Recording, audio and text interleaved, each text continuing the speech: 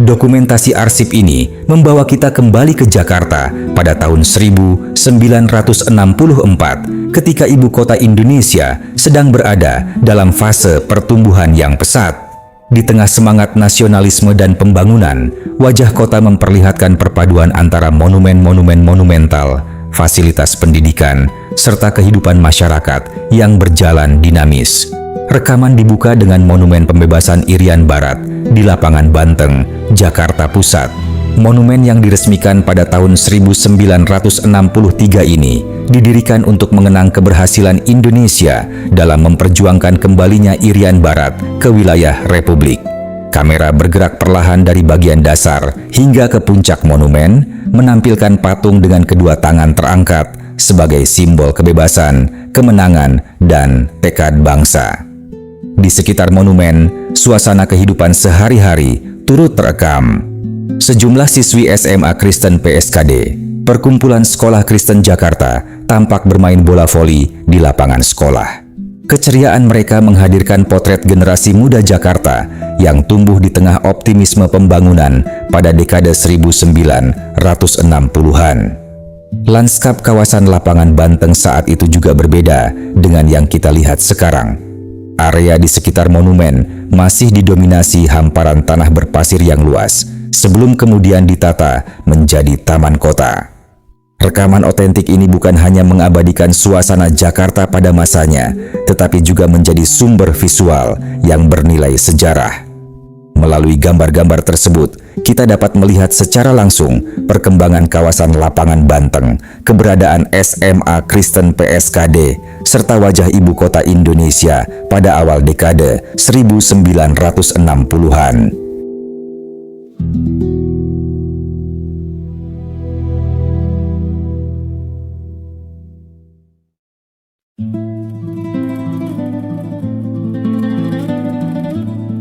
Perhatian kamera kemudian beralih ke barisan pasukan pengawal istana yang tengah menjalani latihan. Mereka adalah prajurit Resimen Cakrabirawa, satuan yang saat itu bertugas mengawal dan melindungi Presiden Soekarno beserta keluarganya. Dengan disiplin tinggi, para prajurit berbaris rapi mengikuti setiap aba-aba komandan. Sorotan kamera menangkap wajah-wajah mereka dari jarak dekat, sementara gerakan memasang bayonet dan memberi hormat mencerminkan kesiapan, ketegasan, serta profesionalisme pasukan pengawal negara. Resimen Cakrabirawa dibentuk pada 6 Juni 1962 dengan tugas utama memberikan perlindungan dan pengamanan bagi Presiden Soekarno beserta keluarganya. Pasukan ini beranggotakan personel pilihan yang berasal dari berbagai matra angkatan bersenjata Republik Indonesia, yaitu Angkatan Darat, Korps Komando Angkatan Laut, KKOAL, Angkatan Udara, dan Kepolisian. Pembentukan Resimen Cakrabirawa dilatar belakangi oleh beberapa upaya pembunuhan terhadap Presiden Soekarno yang terjadi pada akhir 1950-an hingga awal 1960-an. Setelah terjadinya peristiwa Gerakan 30 September 1965, resimen ini kemudian dibubarkan sebagai bagian dari reorganisasi militer pada masa transisi menuju Orde Baru.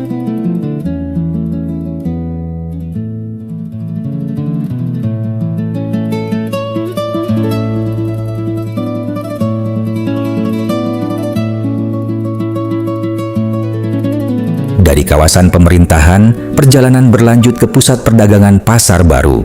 Jalan-jalan dipenuhi kendaraan dan pejalan kaki yang sibuk menjalankan aktivitas sehari-hari.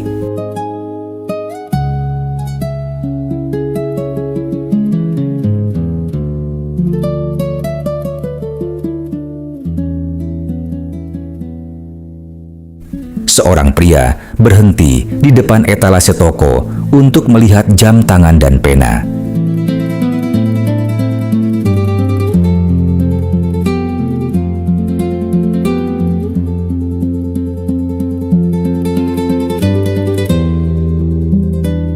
Sementara di sudut lain, seorang penjual koran menawarkan berita terbaru kepada para pelanggan.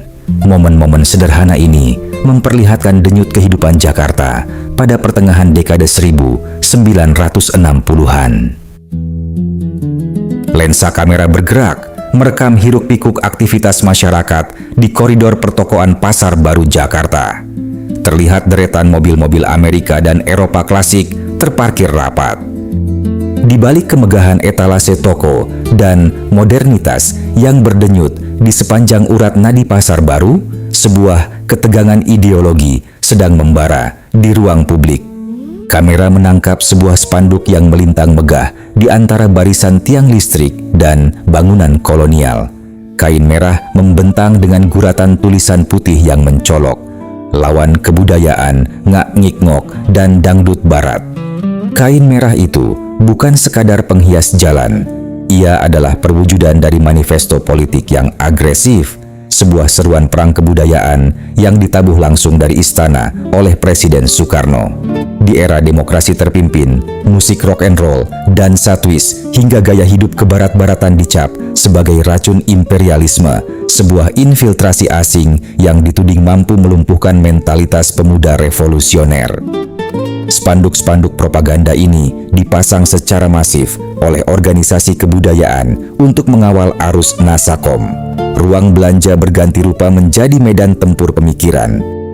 Melalui selembar kain di sudut Pasar Baru ini, sejarah mencatat sebuah masa di mana nada, irama, dan gaya berpakaian harus tunduk di bawah kuasa politik dan kedaulatan bangsa.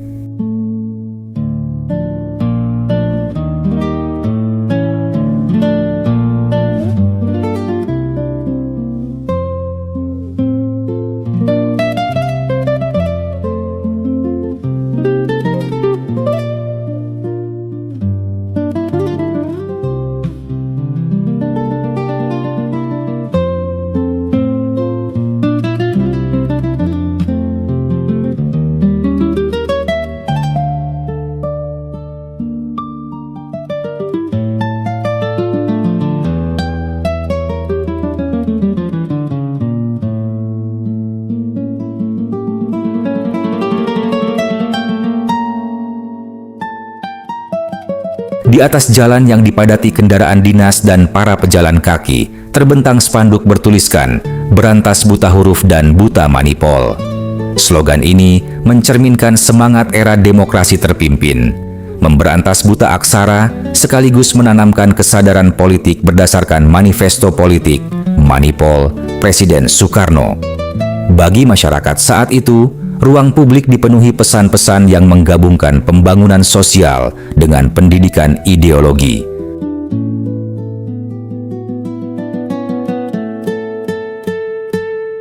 Rekaman juga menampilkan beca, kendaraan roda 3, yang pada masa itu dikenal sebagai salah satu sarana transportasi umum dengan tarif paling terjangkau. Kendaraan-kendaraan tersebut hilir mudik di jalan raya yang ramai, menjadi bagian dari wajah khas ibu kota pada zamannya.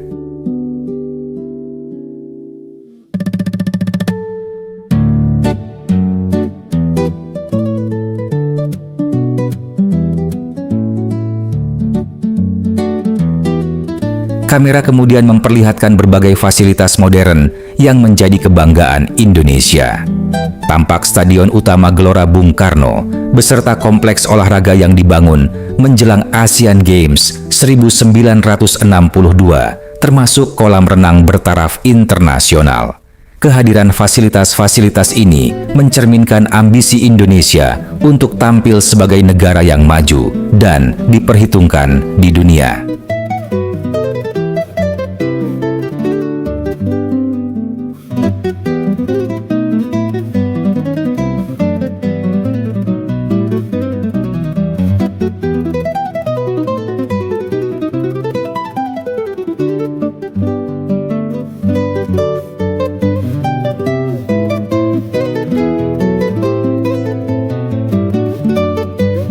Selanjutnya, kamera menyorot gedung USAID dan Kedutaan Besar Amerika Serikat, memperlihatkan keberadaan lembaga-lembaga asing di Jakarta pada masa Perang Dingin.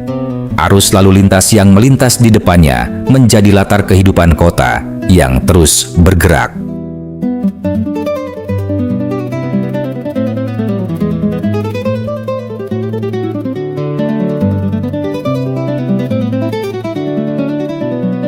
Arsip visual ini bukan sekadar merekam bangunan dan jalan raya, tetapi juga menangkap semangat sebuah ibu kota yang sedang membangun identitasnya sebagai pusat pemerintahan, diplomasi, pendidikan, dan kehidupan masyarakat Indonesia pada era Presiden Soekarno. Perjalanan kamera juga merekam dari balik kaca depan sebuah mobil yang menyusuri jalan-jalan di pinggiran kota Jakarta.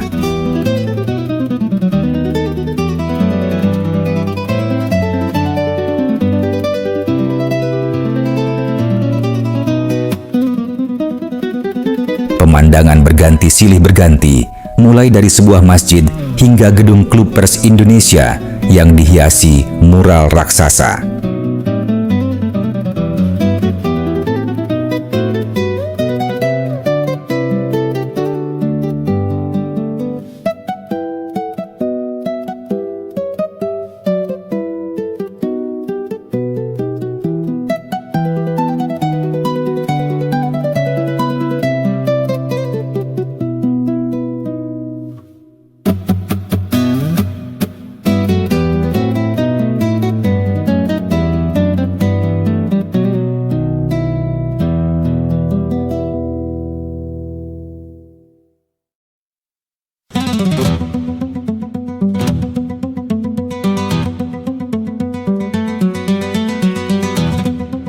Di depan gedung itu tampak beberapa kendaraan buatan Uni Soviet, menjadi pengingat eratnya hubungan Indonesia dengan negara-negara Blok Timur pada masa demokrasi terpimpin.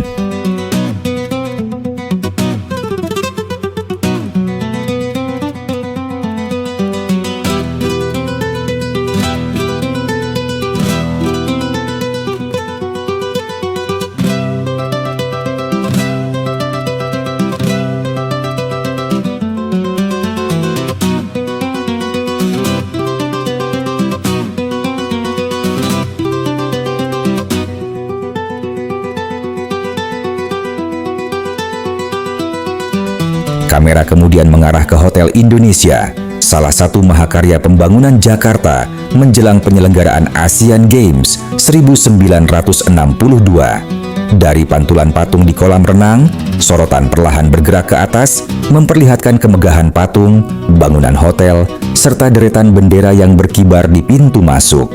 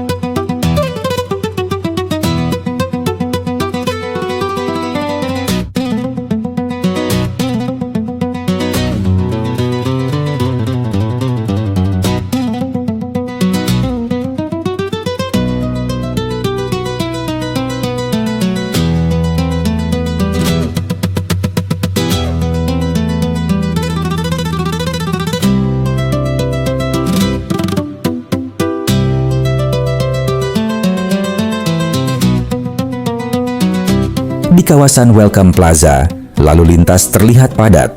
Mobil, bus, dan kendaraan lainnya bergerak mengelilingi bundaran yang telah menjadi salah satu ikon ibu kota.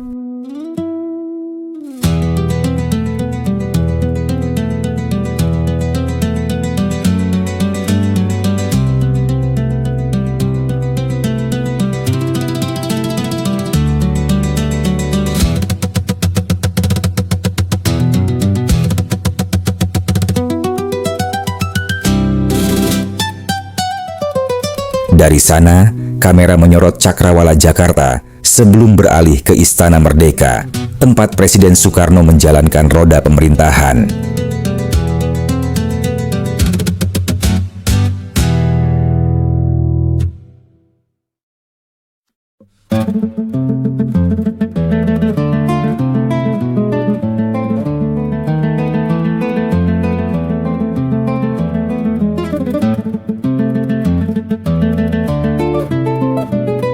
Sang saka merah putih berkibar di halaman istana, sementara arus kendaraan terus mengalir di jalan raya di depannya.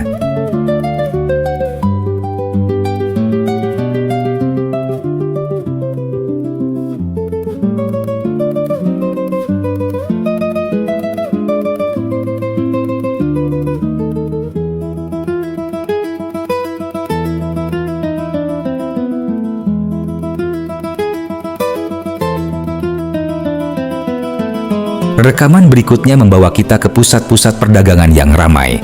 Sebuah papan bergambar yang menceritakan perjalanan sejarah Indonesia berdiri di tengah kawasan pertokoan.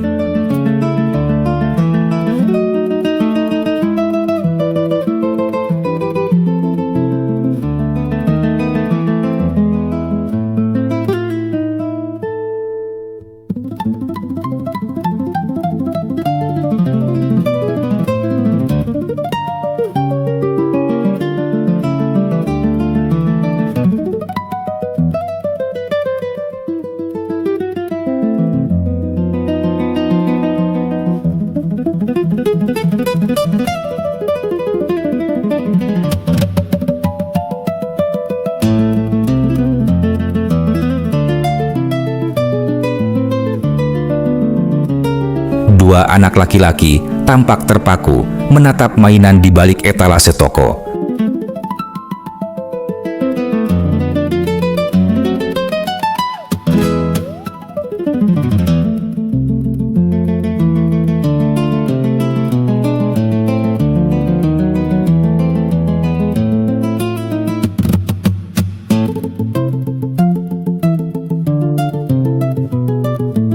Sementara seorang perempuan memilih pisang di kios pedagang. Momen-momen sederhana ini menjadi potret kehidupan sehari-hari masyarakat Jakarta pada pertengahan 1960-an.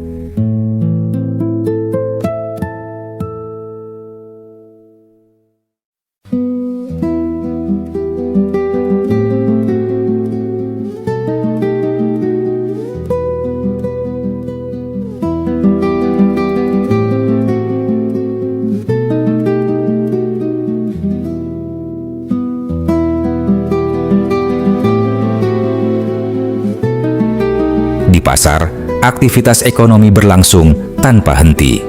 Area parkir dipenuhi sepeda dan sepeda motor, mencerminkan tingginya mobilitas warga.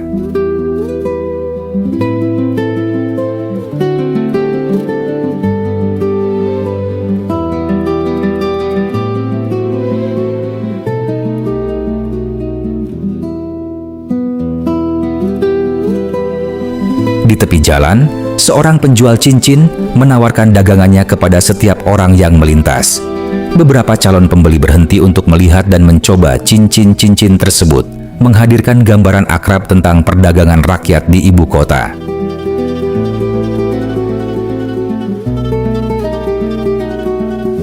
Lebih dari sekadar rekaman perjalanan, arsip ini menyimpan potret Jakarta pada tahun 1964. Sebuah kota yang sedang tumbuh menjadi wajah Indonesia modern, namun tetap mempertahankan denyut kehidupan masyarakat yang sederhana. Di balik gedung-gedung megah, jalan-jalan yang ramai, dan simbol-simbol kebangsaan, tersimpan kisah tentang sebuah ibu kota yang terus bergerak mengikuti arus sejarah. Rekaman arsip tahun 1964 ini juga mengabadikan momen penting dalam perkembangan Komando Cadangan Strategis Angkatan Darat, Kostrad, yakni upacara peresmian pembentukan 2 resimen baru yang diselenggarakan di lapangan parkir Timur Senayan, Jakarta. Upacara dibuka dengan pemeriksaan pasukan oleh para perwira tinggi Angkatan Darat yang berkeliling menggunakan jeep terbuka. Di sepanjang lapangan berjajar tank, kendaraan tempur lapis baja, dan berbagai alutsista, sementara para prajurit berdiri tegap menanti dimulainya prosesi. Momen puncak ditandai dengan penyerahan panji kehormatan kepada komandan kedua resimen yang baru dibentuk. Penyerahan panji ini menjadi lambang resmi pengukuhan satuan, sekaligus simbol kehormatan, identitas, dan semangat pengabdian kepada negara. Upacara tersebut turut dihadiri oleh para perwira tinggi TNI dan atase militer dari berbagai negara sahabat. Dalam rekaman tampak pula Menteri Panglima Angkatan Darat, Letnan Jenderal TNI Ahmad Yani, yang menyaksikan langsung jalannya upacara. Setelah prosesi peresmian selesai, pasukan bergerak memasuki lapangan dalam defile yang tertib dan penuh disiplin. Dengan langkah serempak, para prajurit membawa senjata sambil memberikan penghormatan ketika melintasi mimbar kehormatan, memperlihatkan kesiapan dan profesionalisme prajurit Kostrad pada masa itu.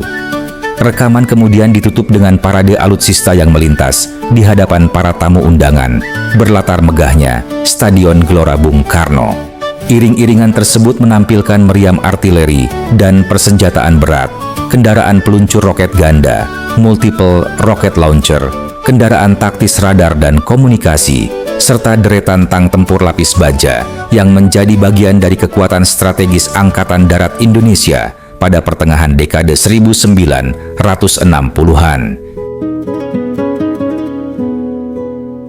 Dokumentasi arsip tahun 1964 ini juga merekam kegiatan latihan Resimen Mahasiswa Mahajaya, Resimen Mahasiswa Jakarta Raya di Jakarta.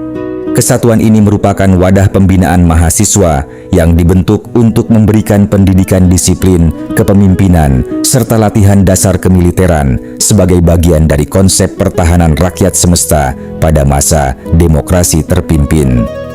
Resimen Mahajaya berdiri pada awal dekade 1960-an ketika pemerintah Indonesia tengah meningkatkan kesiapsiagaan nasional, terutama dalam menghadapi berbagai situasi politik dan keamanan, termasuk kampanye Trikora dalam rangka perebutan Irian Barat. Melalui pelatihan militer dasar, mahasiswa dipersiapkan agar memiliki rasa tanggung jawab, kedisiplinan, dan semangat bela negara. Video diawali dengan parade pembukaan. Para mahasiswa dan mahasiswi tampak berbaris rapi sambil membawa panji kesatuan. Dengan sikap tegap, mereka memberikan penghormatan kepada para instruktur sebelum memasuki rangkaian latihan. Selanjutnya, para peserta menerima pengarahan dari instruktur militer berseragam lengkap. Mereka diberikan petunjuk mengenai tata cara baris berbaris, gerakan dasar militer, serta kedisiplinan dalam sebuah kesatuan. Kamera kemudian memperlihatkan latihan taktik lapangan. Para mahasiswa berlatih membawa senjata, bergerak merayap di medan terbuka, melakukan gerakan merangkak, hingga simulasi penyerbuan. Latihan tersebut bertujuan membentuk ketangkasan fisik, kerjasama kelompok, dan kesiapan menghadapi kondisi medan yang sulit. Tidak hanya mahasiswa putra, para mahasiswi juga turut mengikuti pelatihan kemiliteran. Di bawah pengawasan instruktur, mereka mempelajari cara membongkar, merakit, dan mempersiapkan senjata api dasar dengan penuh ketelitian. Bagian akhir dokumentasi memperlihatkan barisan peserta melakukan defile bersenjata. Dengan langkah yang seragam dan senjata tersandang di pundak, para mahasiswi berbaris melewati kawasan sekitar Monumen Nasional, Monas, dan gedung-gedung pemerintahan di pusat Jakarta. Rekaman kemudian ditutup dengan pemandangan ratusan sepeda dan kendaraan para mahasiswa yang terparkir rapi di area latihan. Dokumentasi ini memberikan gambaran mengenai keterlibatan mahasiswa dalam program pembinaan pertahanan nasional pada pertengahan dekade 1960-an, ketika batas antara kehidupan kampus dan dinamika politik keamanan negara semakin erat.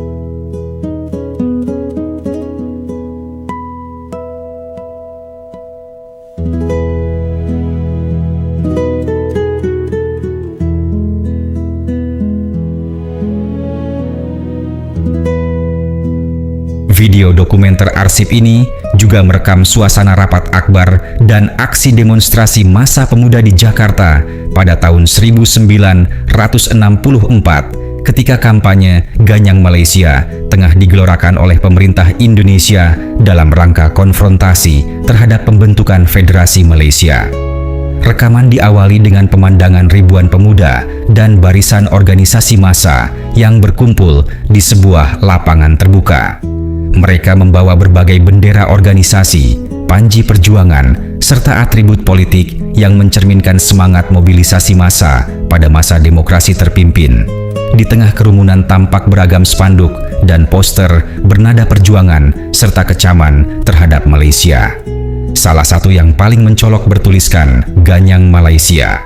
Terlihat pula dukungan dari berbagai organisasi kepemudaan, termasuk spanduk pemuda Katolik yang menyatakan kesiapan mereka mengikuti garis perjuangan nasional saat itu. Massa kemudian berkumpul di depan sebuah gedung pertemuan untuk mendengarkan pidato para orator.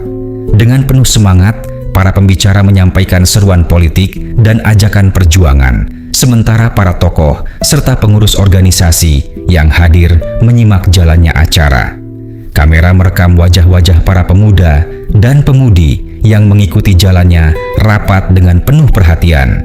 Ekspresi antusias dan kepatuhan mereka menggambarkan kuatnya pengaruh mobilisasi politik pada masa itu, ketika isu konfrontasi dengan Malaysia menjadi salah satu agenda utama pemerintah Indonesia. Setelah rangkaian orasi selesai, kegiatan dilanjutkan dengan aksi massa yang berkaitan dengan gerakan Front Nasional. Para peserta kemudian bergerak dalam barisan panjang atau long march, menyusuri jalan raya Jakarta sambil membawa spanduk dan atribut perjuangan. Rekaman ini menjadi gambaran suasana politik Indonesia pada tahun 1964, ketika semangat nasionalisme, mobilisasi pemuda, dan kampanye konfrontasi Malaysia mewarnai kehidupan masyarakat di bawah pemerintahan Presiden Soekarno. Video dokumenter arsip ini merekam momen bersejarah peresmian Jalan Silang Monumen Nasional Monas di Jakarta pada 16 Agustus 1964, sehari sebelum peringatan proklamasi kemerdekaan Republik Indonesia ke-19. Acara diawali dengan kedatangan Presiden Republik Indonesia Insinyur Soekarno di kawasan Monas menggunakan mobil kepresidenan. Kehadiran beliau disambut oleh para pejabat, tamu undangan, serta masyarakat yang hadir dengan mengenakan pakaian tradisional. Setibanya di lokasi, Presiden Soekarno melakukan peninjauan terhadap barisan pasukan dan sejumlah peralatan berat yang berada di sekitar kawasan pembangunan Monas. Dengan menggunakan kendaraan terbuka, beliau memeriksa kesiapan pasukan serta melihat langsung perkembangan pembangunan kawasan pusat ibu kota tersebut. Dalam acara peresmian, Presiden Soekarno kemudian menyampaikan pidato di atas panggung yang dihadiri oleh pejabat negara, perwakilan diplomatik, dan masyarakat. Pidato tersebut menjadi bagian dari semangat pembangunan nasional pada masa demokrasi terpimpin, ketika Monumen Nasional diproyeksikan sebagai simbol kebanggaan dan identitas bangsa Indonesia.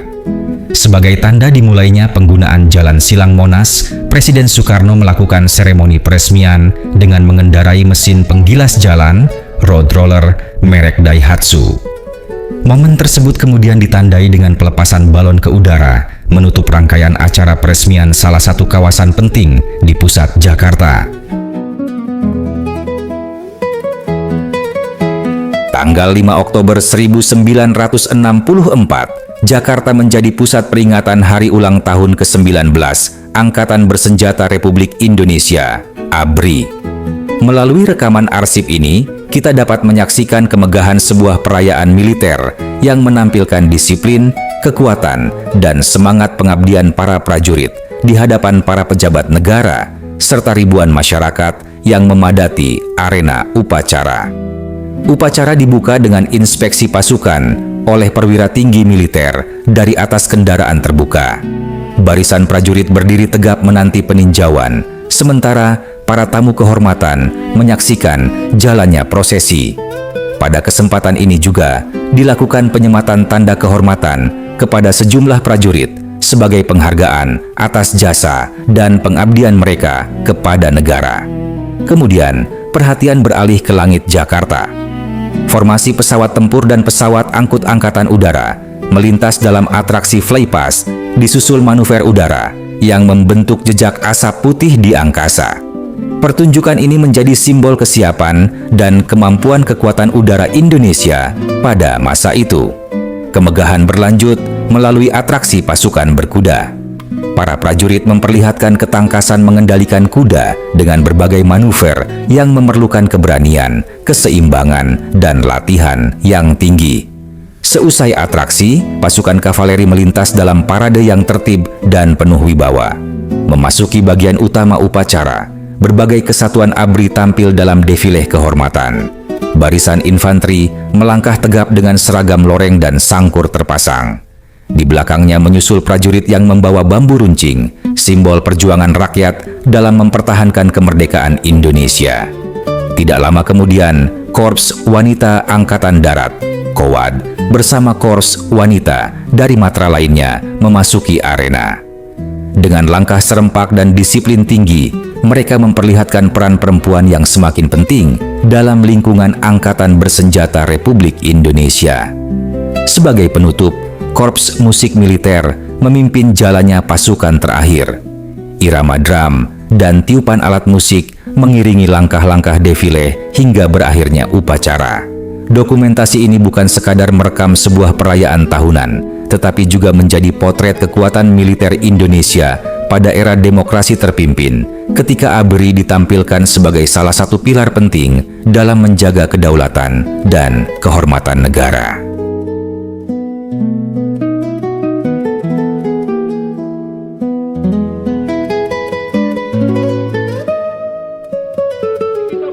Pada peringatan hari ulang tahun ke-19 kemerdekaan Republik Indonesia, 17 Agustus 1964, Presiden Soekarno menyampaikan salah satu pidato terpenting dalam perjalanan sejarah Indonesia. Pidato yang kemudian dikenal dengan tema Vivere Pericoloso atau Tahun Vivere Pericoloso ini menjadi penegasan arah revolusi Indonesia di tengah situasi politik dan internasional yang semakin menantang. Istilah Vivere Pericoloso berasal dari bahasa Italia yang berarti hidup penuh bahaya atau menyerempet bahaya.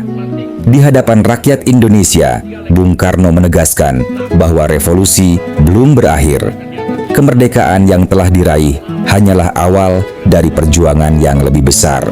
Menurutnya, bangsa Indonesia harus terus melanjutkan revolusi untuk mewujudkan masyarakat yang adil dan makmur berdasarkan kepribadian bangsa, sekaligus ikut membangun tata dunia baru yang bebas dari kolonialisme, imperialisme, dan segala bentuk penindasan.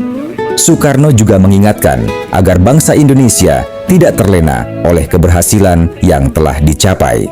Revolusi harus tetap hidup melalui semangat, dinamika, dan kemampuan untuk terus menyesuaikan diri dengan perkembangan zaman. Tanpa semangat tersebut, revolusi akan kehilangan arah dan tujuan. Dalam pidato itu, Bung Karno menggunakan istilah banting setir sebagai perlambang keberanian untuk mengoreksi jalannya perjuangan apabila menyimpang dari cita-cita revolusi. Bagi Soekarno, bangsa yang besar adalah bangsa yang mampu belajar dari pengalaman, memperbaiki kekeliruan, dan terus bergerak maju demi mencapai cita-cita kemerdekaan yang seutuhnya. Pidato Vivere Pericoloso kemudian dikenang sebagai salah satu pidato politik paling berpengaruh pada masa demokrasi terpimpin, sekaligus mencerminkan pandangan dan arah perjuangan Presiden Soekarno menjelang perubahan besar yang akan terjadi dalam sejarah Indonesia. Kita bukan sekadar mengusir pemerintahan Belanda dari Indonesia. Revolusi kita menuju lebih jauh lagi daripada itu.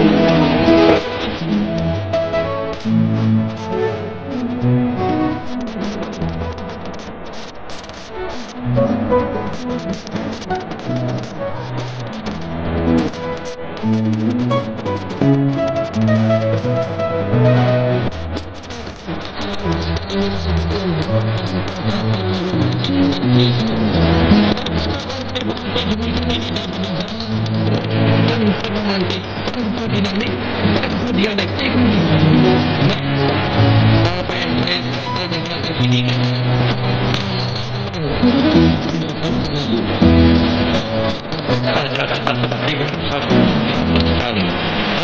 Hampir saja kita tuh sama sekali.